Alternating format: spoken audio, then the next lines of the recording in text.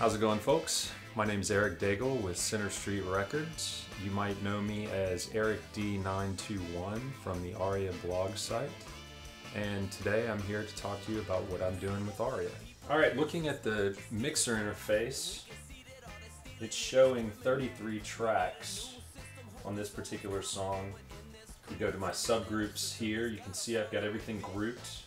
I have my drums, percussion, bass, keys, guitars, horns, backing vocals, and lead vocals. And then I'll show you, I've gotten pretty intensive as far as the editing goes. You can really see I've gone and really cut in on these vocals here, just trimmed out dead spots pretty much all over.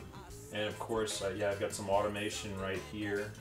Ran into an interesting problem with the snare. I kind of wanted to dub it out a little bit.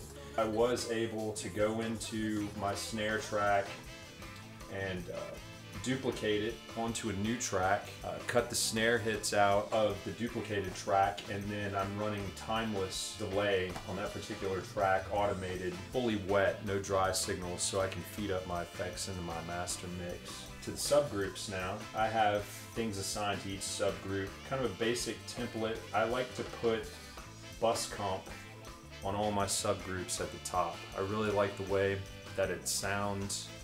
It tightens things up without being pumpy sounding, and also it gets a little bit of analog warmth to it as well that I really like.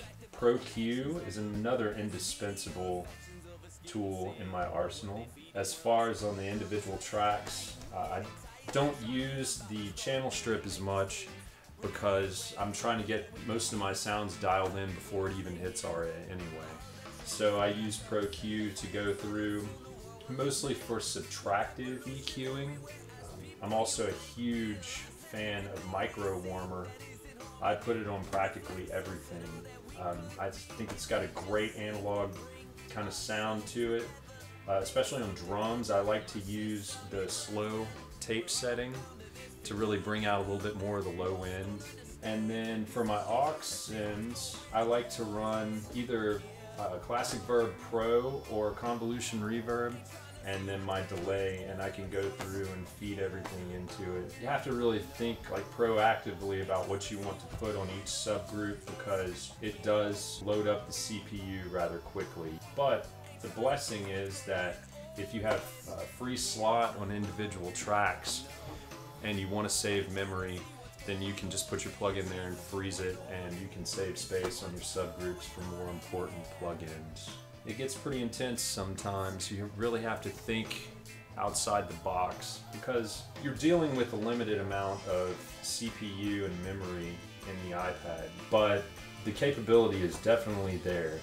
With a little bit of strategic planning, you can definitely make Aria work for you on high-level tracking situations like we're working with right now.